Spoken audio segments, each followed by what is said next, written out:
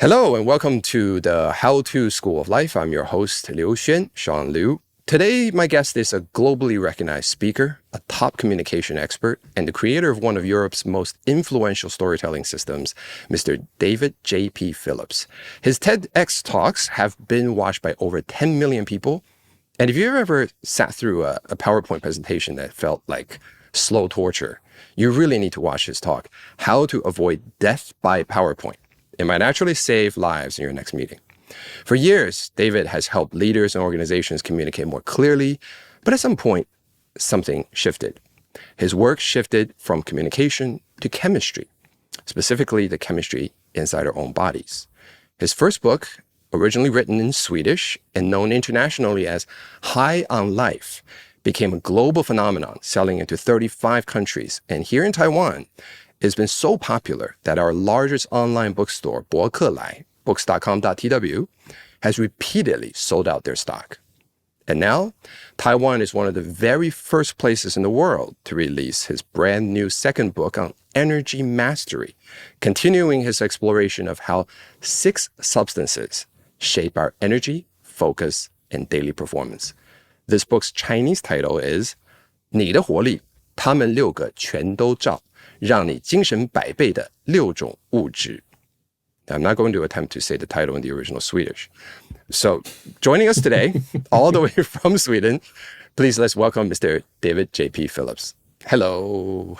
Hi, David. Hey, man. Oh, it's such an honor to be on your podcast, man. I'm so impressed by your career, and I look forward to having this discussion as well. Thank you. Before we dive into the books, there's so many things we want to cover. I have something that I can't stop thinking about, which is you seem to have this thing with the number 6. In your first book, you talk about 6 substances that changed our lives. And now in this new book is 6 substances that boost our energy. Mm-hmm. And even in your legendary TEDx talk, you famously said, never put more than 6 objects on a slide. So why 6? You're well read up, my man. So there's 2 reasons. There's good proof that the average working memory has a limit of 6 objects. So like 6 things most of us can grasp. Some can grasp way more, like Rain Man, Dustin Hoffman. And I should probably stick to 5 to really grasp a larger crowd. But remember that the book was published in Sweden. Now, the word 6 in English is sex in Swedish. And sex in Swedish means intercourse, or it has 2 meanings in Swedish. Okay, just like in what sex as read literally in English. Right? Yeah, exactly. My publisher thought that could be a keen thing to grab people's attention. So the way the book is designed in Sweden, the word 6 is really big. Have a look at this.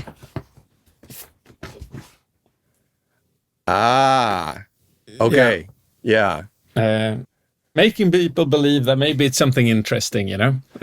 Well, visually, definitely it catches your attention. That reminds me of these kiosks we used to have in college, right? Where you can see from really, really far away in like 200-point font, sex. And then underneath, it says, now that we have your attention, would you like to volunteer yourself for a psychological experiment? That's it, man.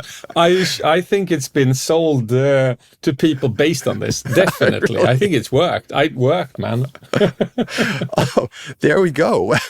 Still doesn't explain why 6 objects on the screen, though. Oh, yeah. Well, you know, there's an old rule which says 7 plus minus 2. Okay. George, I think it's Miller or something like that, which is the measurement of how many objects our working memory can keep. But it's actually less. Because, for instance, if I ask you to go shopping, you can keep 3 things in your working memory easily. 4 starts to become challenging. 5, way more challenging. 6, really challenging. 7, 8, you probably lost it. So I try to aim for the number where people have a chance to grasp them and still allows me to explore more than just 3. Right. So I ended up at 6. Yeah. I guess because you are a communication expert, so you probably expect or know that most people have a much more passive attitude when they are inputting information or when they're watching videos. And especially now, in the age of where things are just 1 minute TikToks, the amount of information that someone can actually retain. So let's jump off of this number 6. In your new book, you talk about these 6 things and you craft messages and you say, we want to hack the audience's brain. So how do we use those 6 things to do that hacking? What's the theory? What's the mechanism behind that? The first book, I cover 6 neurosubstances, and the one that is probably most important for this is dopamine. Because dopamine is more or less, it's the anticipation of reward when it comes to communication. Yeah. So if it's a good story, we wait for the end.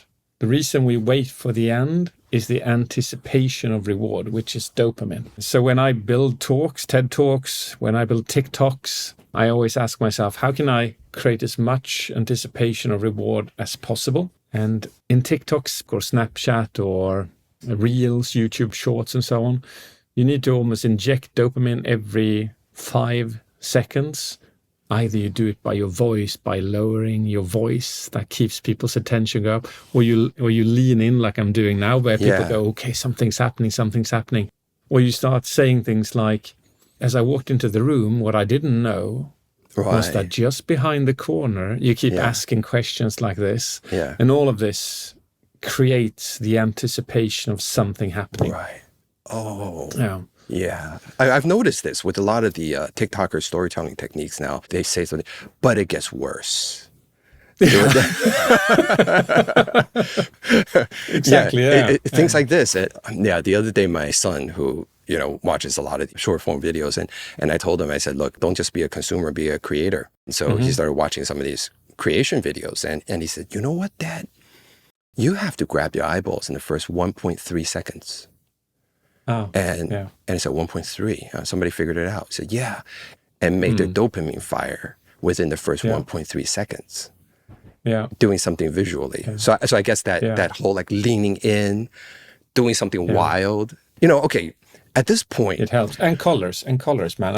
I just need to say that, You got to try this because colors drive dopamine as well. So if you put your mobile screen on grayscale for a week, and then turn it on after a week, you will want to kind of lick the screen because it looks so tasty. It looks like a ball of candy. Suddenly, when you turn colors on again, you will see how addicted you were to just the colors. I don't think I really want to lick my screen. I know how dirty my hands are when I use my. But I just said you wanna. No. I don't wanna. Not even my wife is on FaceTime. But turning things grayscale, I mean, that's a good way to actually decrease that. Right. Yeah. Our lives are driven a lot by these neurotransmitters, and you talk about them, in your previous works, in your TED Talks. But I also saw that at some point, you realize that even knowing all of these theories couldn't save you from your own darkness. Now, I have a lot of personal experience with this as well. It's because I also study psychology. So, what happened for you? And at what point did you realize that knowing the theories doesn't really mean that you can live the theories? Well, I think it's 2 dimensions to this. The first dimension is that I've been teaching marketing and sales from the neurotransmitter perspective for about 16 years now, 16, 17 years. So how to build up like a window in front of a shop from a neuroscientific perspective, and how to sell a product and so on. However, about 10 years ago, I was walking along this bridge with my wife, and mid-bridge, this was kind of November in Sweden, so it's quite cold out. Mid-bridge, something happened to me that I felt a new emotion, man, that I'd never felt in my adult life, which is so weird. Like, so few experience that. And it was so strange. I tried to describe it to my wife, and she looked at me, and I remember she tilted her head, and she smiled, and she said, that sounds like happiness, David. And I'm like, I remember I was so puzzled because I can't relate to that feeling because I couldn't remember that I'd ever felt it before. To happiness. To that sensation which I described as happiness, yeah. So it was a shocking day that November because it disappeared again. And I went back to the old emotion, which was emptiness, darkness, like a desire to not live, and so on and so forth. And it was just with me for like 3 or 4 minutes, that feeling of happiness. I assumed that you had felt some form of happiness before, but it wasn't the same happiness that you're talking about. That perhaps, is there another word? I mean, because happiness is such a, we say happy birthday, right? Happiness is such like a catch-all term. Is there a word in Swedish that better captures the nuance of that particular feeling? I don't think so. For me, I can explain the sensation. It was a sensation of being carefree, of feeling no worry, no stress, and I was smiling without reason.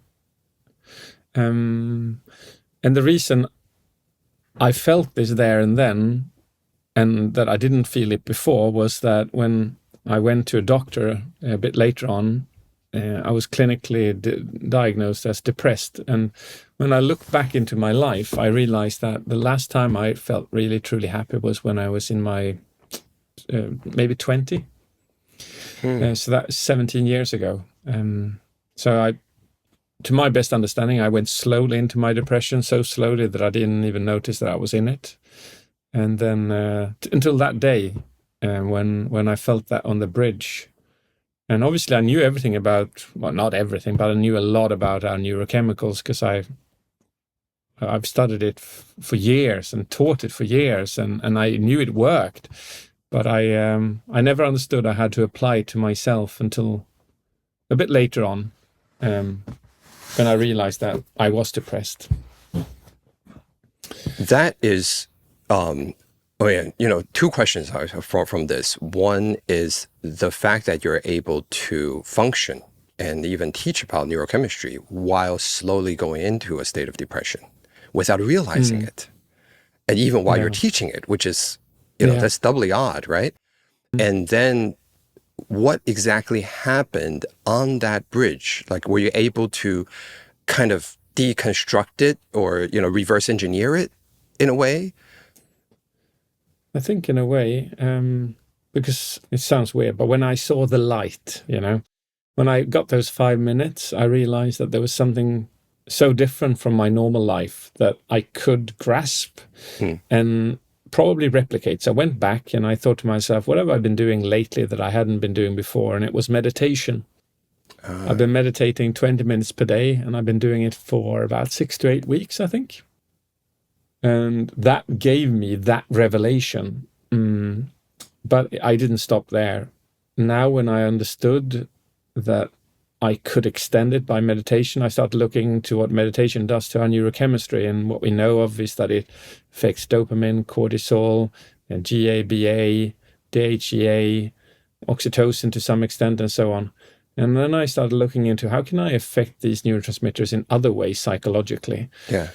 And started matching psychological methods from like MCT and CBT to studies on neuroscience.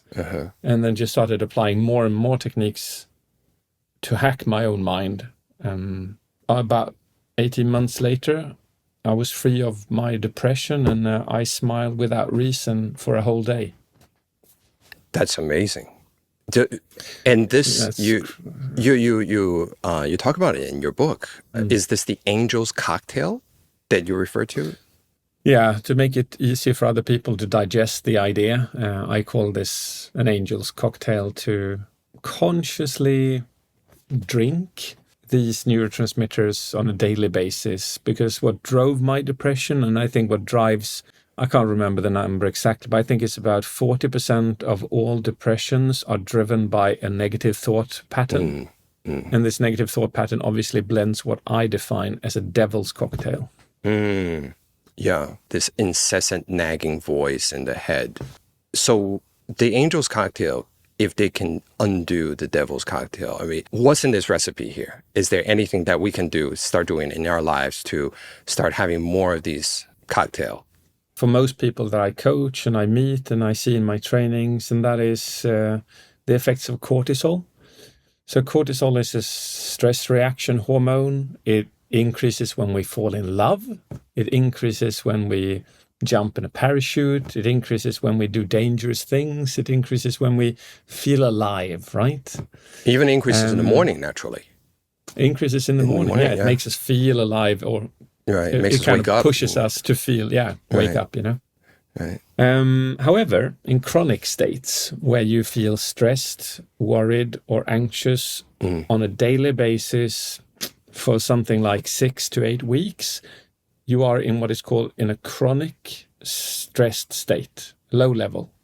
What has shown then is if you are in that state, cortisol has direct and indirect effects on your good neurotransmitters, the positive ones that make you feel life from its best way. So I think the easiest way to accomplish an angel's cocktail is to list everything that stresses you today and then start removing, reducing, or change how you value things. So a lot of people on this list will have conflicts with people. I've got a conflict with this one, which is unresolved. I've got a conflict with this one who's unresolved.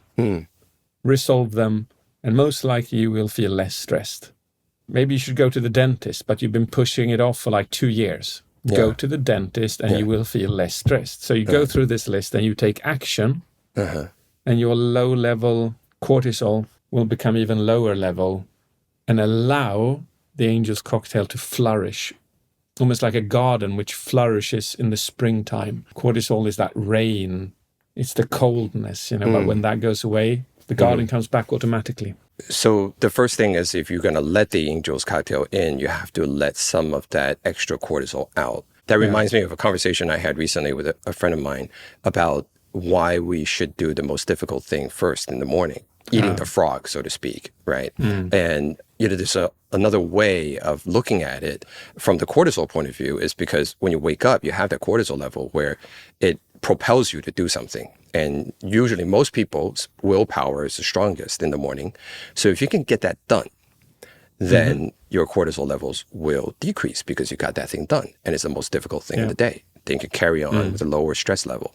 But if you choose not to attend to it, then that thought staying in your brain will actually keep that cortisol level up. I can't find any studies that directly proves this, but I think that is a mechanism for how that works. In your book, you talk about a peripheral vision technique for hacking our cortisol. Can you walk us through that? Yeah, it's fascinating, really. Anyone that's listening at the moment can try it. You can try it straight away. When we are hunted or when we are hunting something, most likely our cortisol levels are high.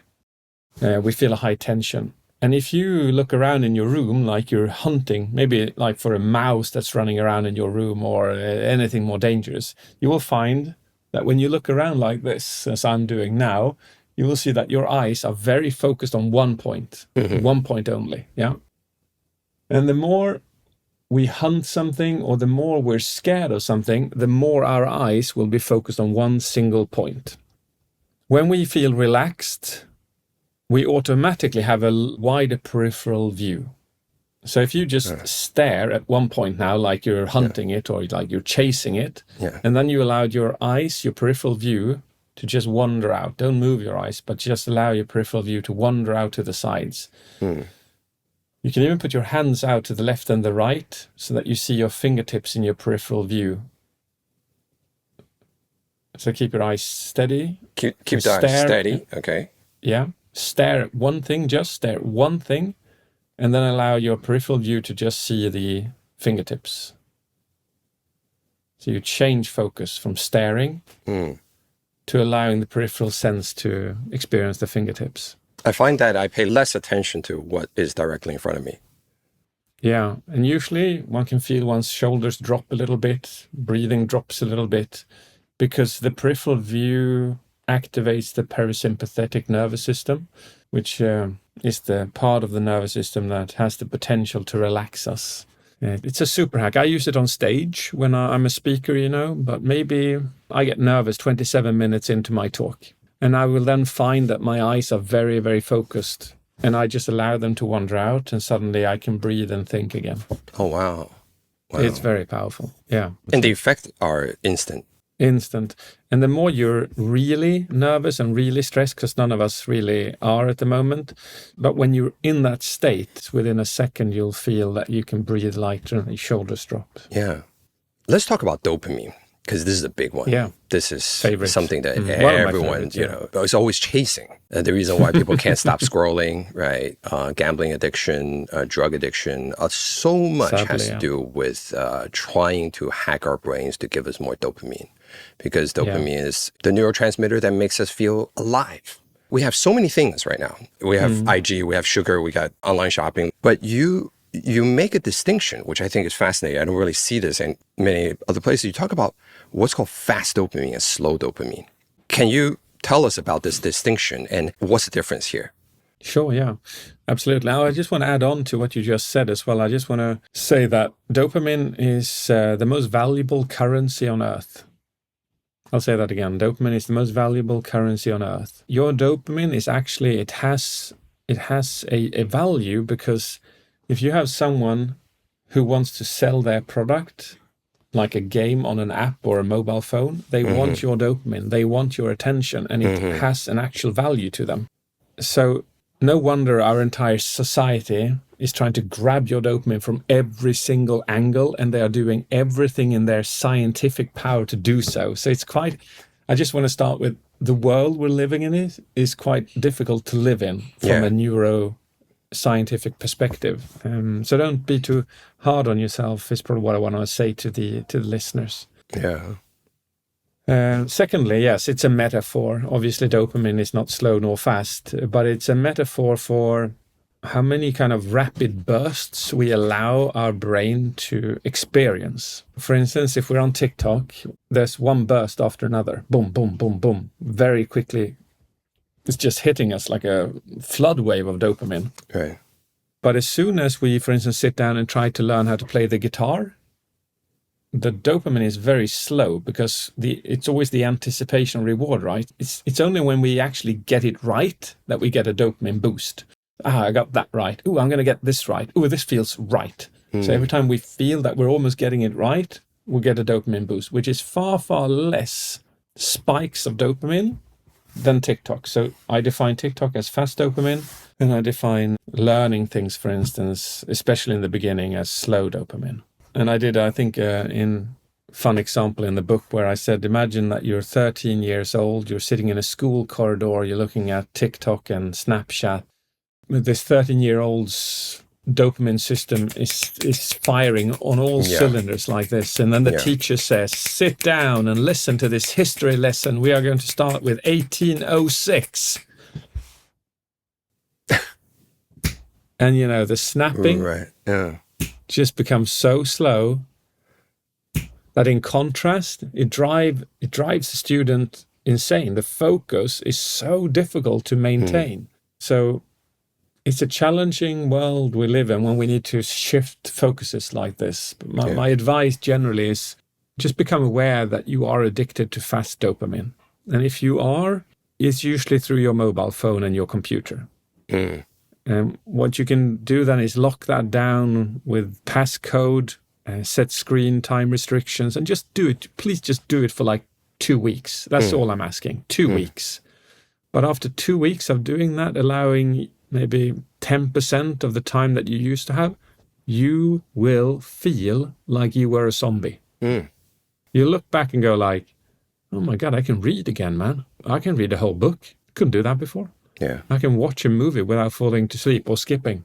It takes usually 2 weeks, gives a big impact. Yeah, my daughter went to a summer camp, which did not allow any cell phones, not even to bring into the camp. And she went for 2 weeks. She came out and she said, we all in our cabin agreed that we really don't need our phones. And she said, I'm just amazed at the difference. I think much more clearly. I'm in a much better mood. We connected with each other. She has friends from that camp to this day. Of course, after getting back into quote unquote the real world, she's back on her phone within about 48 hours because it's that strong.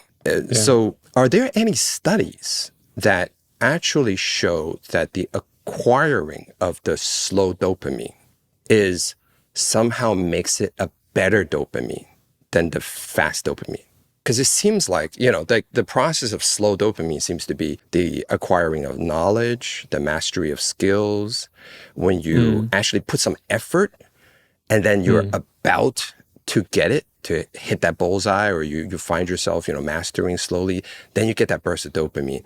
I wonder if it's a subjectively different dopamine than the fast dopamine that you get from just watching a TikTok video. I wish there was a study like that. Maybe there could be one connection to this, and that is that when we almost get that hit of dopamine, we also experience a slight stress experience because we didn't get it right. Like, for instance, on gambling machines, they've realized that we get a bigger dopamine hit if we almost win than if we win. Oh.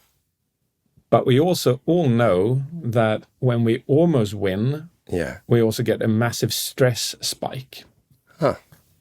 That's not a study. That's an assumption that when we almost win something, I'm so close, and then we didn't win. There's obviously some kind of stress connected to that. Right. There's a letdown, which can feel stressful and painful depending on how much it mattered, of course. Right.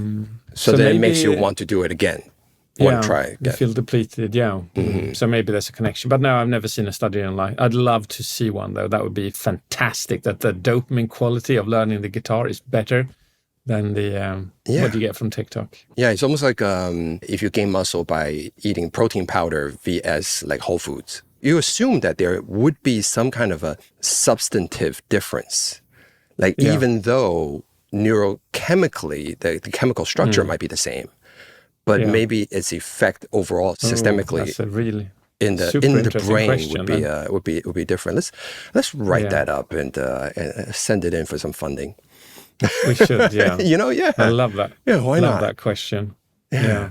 But speaking about that stress response and the getting of dopamine, right? So there are studies that show that if you pursue a long-term goal, even a worthy goal, when you get it, or you're about to get it, massive dopamine. Oh, yeah. When you actually get it, huge celebration. It's great. You're super happy. There's euphoria.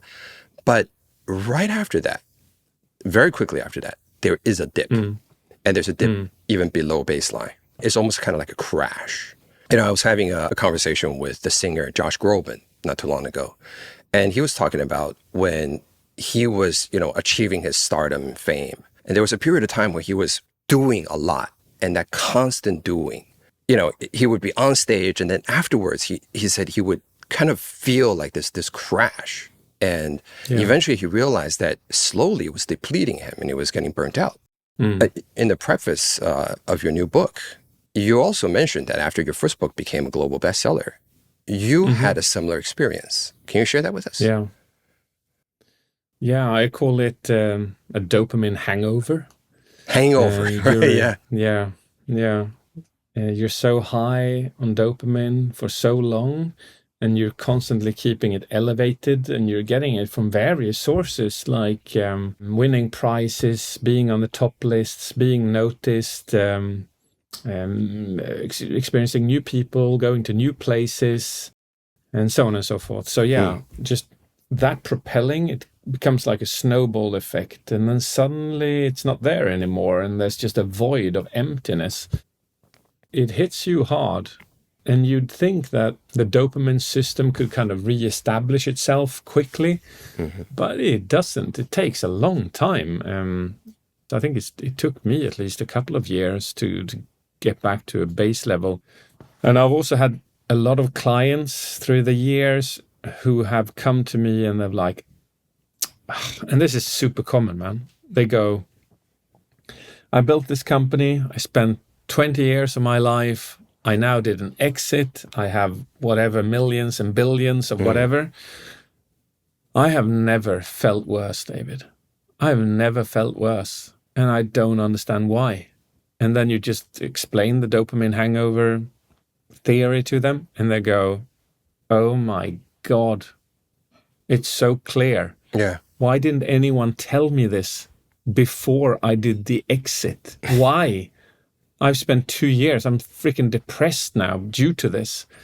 And the hack is more or less, if you know that you have a goal like that, whatever that is, buying a new house or accomplishing something, to allow yourself to inject another thing at the same time, like 3 or 4 months in, that allows you to do the takedown more slowly. So for this person who did the exit, my advice would have been 6 months before you do the exit, start engaging in something else that you can kind of just move over to when you actually do the exit. Don't just wait. You're going to have a dead drop if that's the case. To have the next thing waiting, the next challenge already waiting there. Next chapter. Yeah. We all think we just want to lay on our backs and lie on a beach and sip margaritas and read a book. A lot of people have that as a dream. Right. But it only exists as a dream for like 6 or 8 weeks. You'll be bored because you don't get enough of what you used to have of dopamine. Depends on the job you have, of course, but yeah. Kind of counterintuitively, that seems like the best solution for being able to avoid that dip below baseline is to search for the next thing to achieve or to strive for.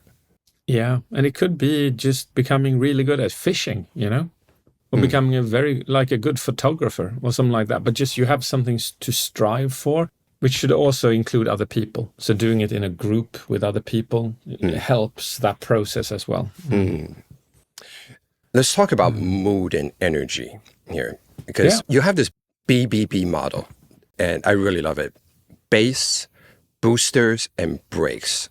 I really love this because it doesn't really just promise like a quick fix. It treats the whole energy like a system. Can you walk us through how those 3 elements work together? So you have the base, which is ATP.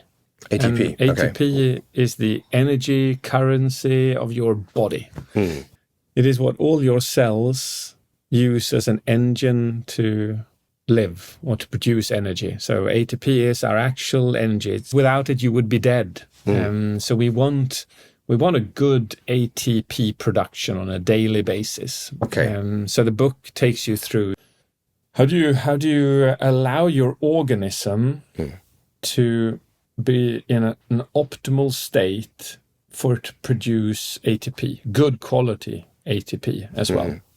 And the quick conclusions are exercise, of course. Exercise trains your ATP, especially something like 60% cardio, 40% gym, because they train the ATP in different ways. So they harness your ATP in different ways. So you have that. And then sleep.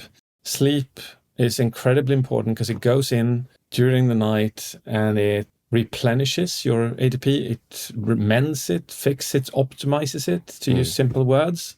And then if I were to mention a third one, I'd say to stress less, because stress eats up that energy. When you've been stressed for hours and hours and hours, you can feel so tired compared to if you weren't stressed. So one of the reasons is that it burns a lot of ATP constantly. All right. So the ATP, which is manufactured in the mitochondria, in the cells, that forms the base layer, the energy, the basic energy that you need to live your day. That's your base. Okay, now boosters? So boosters is, for instance, dopamine is a booster. So if you want to suddenly feel more energy, you can start thinking about exciting things, or you can do stuff that increases your dopamine level. So just by thinking of an opportunity that you have tomorrow or next week, that can drive up your dopamine. But also music can drive up your dopamine. So you just listen to some kind of music, drives up dopamine. So that can be seen as, instead of drinking coffee, you use activities to drive up your dopamine. So I enjoy that.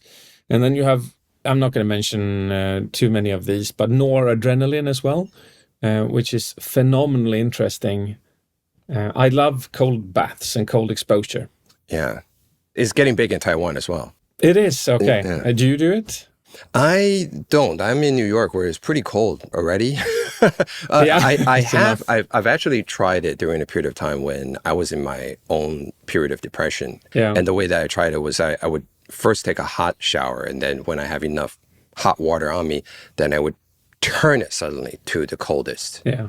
And, in the wintertime, it's pretty cold. It comes in at probably like 10 degrees or something. And then I would get a shock to the system. And it does help. Yeah. It does help. Yeah. But noradrenaline, you said that's secreted when you put yourself into these sudden stress situations like that. Yes. A massive increase. I think the study I referred to in the book was close to 420% increase from a cold exposure lasting 3 minutes in 10 degrees water. Wow. And I think what's fascinating is if you do a cold exposure, like if you make a note of how focused you are, like 1 hour prior to the cold exposure, and then you do the cold exposure, and then you write another note to yourself of how focused you are, you'll realize that the energy difference and the focus difference is so massive. And dopamine and noradrenaline is increased in cold exposure and lasts for up to 4 hours after. So it's like a massive energy hack, truly, both of these. Sometimes I do like a midday plunge outside here because I have my own cold bath. Yeah. If I need to kind of just boost energy for the last kind of 4 hours, 2, 3, 4, 5, 6 in the afternoon. Right. Well, I recently saw an interview with Tony Robbins, and he's been doing cold plunges for the past, about 20 plus years. He does it every single day. And he says, there's not a single day where I want to do it. There's not a single day where I want to do it. But he says, but it's the fact that you do it that somehow signals to your brain and body that when you commit to something, that you can follow through. And that whole brain chemistry plus action and the fact that you're able to do that. So he has actually a plunge pool. I've seen this in the documentary about him, just in his house where he just, he just like drops in, drops right in, way over his head, and then pops out. So I'm curious because I find it very hard to do. And I know that certainly if you just dip your toe into it, there's no way that you're going to go in. Like it has to be like a plunge, right? Is there a hack for how to do this hack more easily? Like, how do you do it? True. Good point. I think whoever's going to do this, I'd advise against the plunge. Against the plunge, what's that? Yeah. There are in rare occasions, it can affect your heart in a negative way. Yeah. So it could actually be medically bad to do a plunge. So whenever you do a cold exposure, my advice would to go slow and always see to it that you have a friend with you, even if it's shallow. Okay. Yeah. Until you at least until you know your system. So the advice on how to do it better is obviously the warmer you are, the easier it's going to be. So for instance, us Finns and Swedes, we tend to sauna quite a lot. Yeah. And it's 100 degrees in the sauna. You are sweating and you are hot. And the only thing you want is to cool down. So you actually have a desire to get into the water. So I'd say that'd be number one. Number two is that I think people, the temperature of a lot of cold plunges are too cold for a beginner. So when they do studies on cold plunges, it's usually around 10 to 12 degrees. Yeah. But a lot of people put them on like 4 to 6 degrees, which is a heck of a difference. So it's colder than what is necessary. So I'd say that if you're a beginner, start with 16. You'll actually enjoy that. Contradictory to what Tony Robbins says, after a while, you'll actually realize that is a nice feeling. 16 degrees, it refreshes you. It's not too cold. And then when your system has become kind of adjusted to it, you go to like 15, 14, 13, and you go down till 10 and you stop there if you want to. But you take that process and do that for like a month or 6 weeks. A second thing I'd like to add as well is if people do that every day, I did that. I did it every day, and I just became too adjusted to it.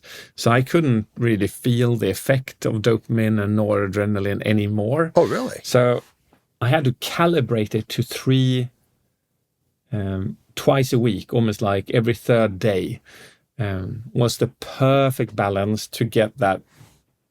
Like it hits you almost like a freight train of energy, like.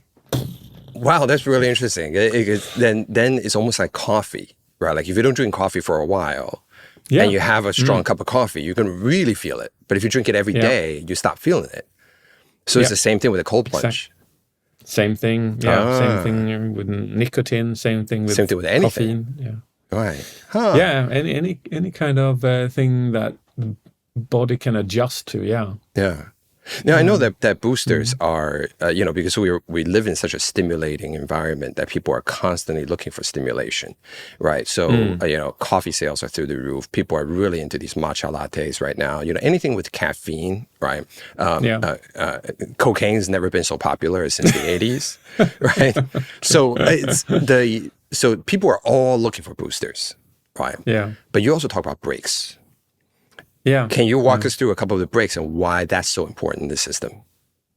I'll pick 2 of them. And I think GABA is probably one of the most beautiful ones, I think, because it's so easily explained. So in the brain, you have glutamate and your GABA, and glutamate can be seen as the accelerator in your car. So glutamate activates your neurons. They fire faster, and GABA allows them to fire slower. So imagine you have your brain, you have an accelerator and you have a brake, and these keep you balanced, right? So sometimes you want to go faster, sometimes you want to go slower.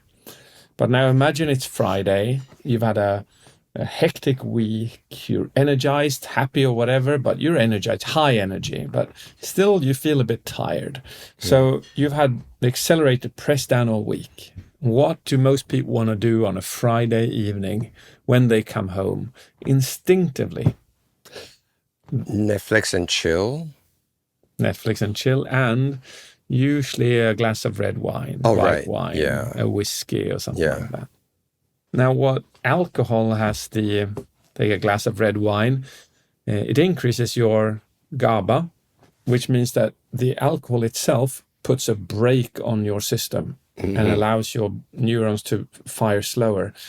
This makes you feel relaxed. And feeling relaxed is an amazing feeling, so you take another glass. And then you realize, oh my God, I want to feel this again. So maybe you now also take a glass of wine on a Wednesday, maybe on a Tuesday, and so on, because you've realized that there's a substance you can drink that puts a brake on your brain, which is beautiful. Yeah. However, drinking alcohol in large quantities and often, even in small quantities, is not the best thing for your health. What is good to know then is that meditation has proven to do exactly the same thing. So if you go into, if you're good at meditating, you can go into meditation for just 20 minutes and experience such a release of GABA that you almost feel like semi-drunk. I haven't seen any studies on mindfulness releasing GABA, but when practicing both these, I sense that mindfulness can create a similar feeling. So maybe that also potentially releases GABA in a person. Wow. So, it's interesting when you talk about alcohol. I mean, a lot of people do use alcohol both as, it is a depressant. So I guess you can use it kind of like a break, but people also use it in social situations as a quote unquote social lubricant. But the breaks, the importance of breaks, I think a lot of times when we are amped up, from a full day at work, achieving, checking things off our list, we're really boosted up. So before we go to bed, sleep being as important as it is for ATP restoration and all of that, we all know about the importance of sleep now. But how do we consciously break ourselves into that mode where we can, do that without feeling like, too much of a sudden break. So I think GABA, of course. So if you introduce that to your system, for instance, by meditation or mindfulness, that's a good start. Mm-hmm. And then you have something called adenosine as a break as well. This is fascinating, for those who don't know this. Absolutely fascinating. So we talked about ATP before, and I don't know what the English word for it is, but residual product or something like that. The waste from ATP is adenosine. Every time a mitochondria is used, ATP is produced, and adenosine is the waste product. Mm-hmm. Now, it's not just waste, it's very functional. One of the functions is this, that the more adenosine you have in your system, the more tired you get. So the natural thing is this: you wake up in the morning, you do loads of activities, maybe you work out, you use your mind a lot, maybe you stress a bit, you do things that use your mitochondria, produces ATP, and produces adenosine, which means that towards evening, your entire system is flooded with adenosine, increasing the pressure to fall asleep, just naturally. Yeah. However, there's a way to stop that, and that is to drink coffee. Right. So genetically, our halving time of coffee can be anywhere between 1 to 12 hours. But let's imagine a person has a halving time where if they drink coffee at lunch and their halving time is 12 hours, the coffee is still interrupting the adenosine cycle at midnight, not allowing us to feel tired. So my advice for people is to check your genes for what is your halving time of coffee. Oh, you can check do that. a genetic test on that? Yes, I don't know what the word is, but how affected you are by caffeine. Yeah. Wow. Okay. So I'm mid, which corresponds to my own experience, which is about 5 hours, 6 hours, something like that. So I can still drink coffee at 3, even 4, and go to sleep. Okay. In a good way. But some people won't be able to do that. So the combination would be increase GABA by meditation and mindfulness towards the evening, increase the pressure of adenosine by not drinking coffee too late. And then the last thing that can also increase sleep pressure is to not allow artificial lights around you, which can then affect also the sleep pressure of your system. So, right. But that a lot of people have probably heard that before. But in the book, I go through 4 different ways to increase your sleep pressure, which if you allow all of those four to happen, you will definitely fall asleep faster. I really like this concept of thinking about everything as a system rather than because a lot of people kind of live their day passively, moment to moment, right? I feel tired, so I have a cup of coffee, right? And I feel too amped up, so I'll have a glass of wine, or maybe even I'll take like a sedative, right? I can't fall asleep at night, and so I'll take a sleeping pill. So everything is a reaction in an attempt to self-regulate. But it seems like a lot of the problems that we have in life are dysfunctional self-regulation. You start off from a good place. You want to self-regulate, but then it's in the end this is a very dysfunctional kind of relationship with the self-regulation. So thinking about things as a whole system and thinking moment to moment, how is what I'm doing right now going to affect the entire system? Right? Do I have a good base? Am I using a booster? And if I'm using a booster, how am I going to brake? Right? If I'm using a brake, how am I going to boost? Or do I have enough ATP at the start of the day to be able to use, right, to carry through my day? I think that is a great way of thinking holistically and systematically about it, which is one of my biggest takeaway from your book. And so I think we've covered a lot of ground here. People who want more granular details, obviously, please check out David JP Phillips' new book. And how do you say the name of the book in Swedish? It's called Sex substanser som höjer din energi. All right. It's as I understand it right now, it's going to be available in Taiwan even before the English version comes out.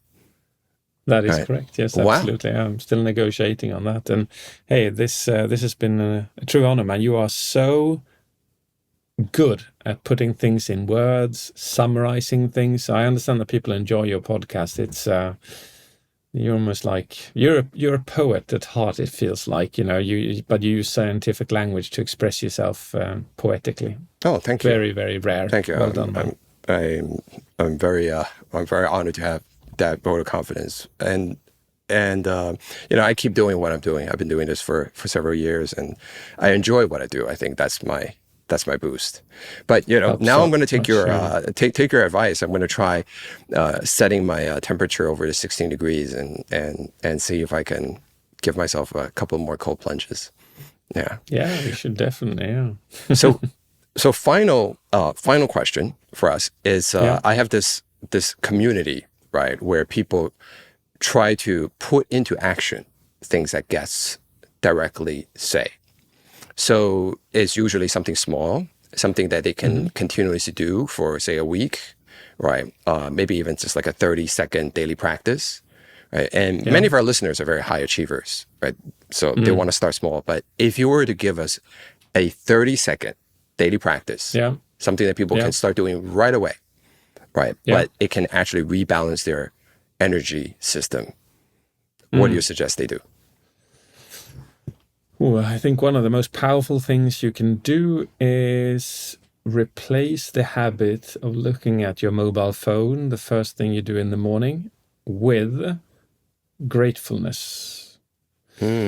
So you spend 1 minute being grateful. First thing, when you wake up in the morning, you stretch around a bit, you breathe in the day, you spend 60 seconds being grateful, and if necessary, you get up.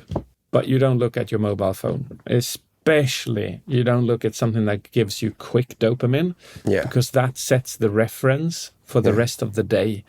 There was a study came out last year that showed that if we indulge in fast dopamine, the first thing we do in the morning, it makes us less focused during the day, and we find it harder to engage in slow dopamine activities. That's a great little hack. I know a lot of people keep their phones by their bedside. So that's the first source of light they reach for, even before they turn on the bedside lamp when they get up. Yeah. I can add a bit to this in order to really force yourself to do it. Why don't we do this? Take a sticky note, write the question, be grateful, or what are you grateful for? Stick it on the screen of your phone. Yeah. So when you wake up and you reach for that phone, you can't look at the screen until you take that off and you have to look at the sticky note. True. I like that. Yes, I like that. Let's do that in combination. Let's do that. Just try it for a week, and you will notice that you experience life differently during the week. It's very powerful, that 1 minute thing. Yeah. I actually have a spiritual practice where I do this, and I do it before I look at my phone. And I definitely can say that it makes a world of difference. So from my personal point of view, 100%. David, it's been a great pleasure. Thank you, man. It's you know, I know it's probably getting pretty late over there where you are. And thank you so much from, you know, Sweden to talk to us and spending this time with us today. I really learned a lot, and I certainly think that all of our listeners are going to really take away a lot of valuable information from this also. I hope that you make your way over to Taiwan one day where you have tons of fans, and they're all, you know, waiting to meet you. And I got a friend who has a cold plunge spot, so you don't need to worry about that. I got that covered too. Nice. Wow. We should go together, man. All right. Okay. Yeah. We shall do. Yeah. All right. Thanks very much, David. It was an absolute pleasure, man. Thank you so much. Thank you. All right. Well, that was our conversation with David JP Phillips. For those of you who want to dive deeper into David's work, you can find everything at davidjpphillips.com. That's Phillips with 2 L's. And his TEDx talks, the information about his books, his coaching programs, and much more. If you enjoy this content, please subscribe and share or leave us a comment below. Thank you for listening, for watching to the How To School of Life. I'm Sean Liu, and we'll see you in the next episode. Bye for now.